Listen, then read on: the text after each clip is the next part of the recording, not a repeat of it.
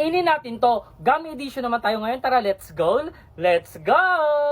First is yung burger at eto na nga yun, yung gummy burger. Pero guys, bago ko to kainin, don't forget to follow me at comment sa my comment section kung anong gusto nyong next na kakainin natin. So ayan na guys, so ang cute ng burger nila. So eto na, kainin ko na.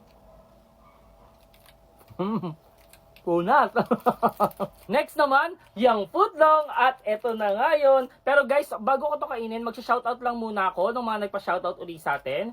So wait lang guys. Eto na, shoutout kay Mike. Ayan, shoutout kay Liam, shoutout kay Kakay, at shoutout kay Chanel Apilan. Ayan, hello sa inyo. At sa mga gusto pa magpa-shoutout guys, comment na kayo dyan sa may comment section. So, ito na nga, bubuksan ko na at kakainin itong ating footlong. Tignan nyo guys, ang cute oh.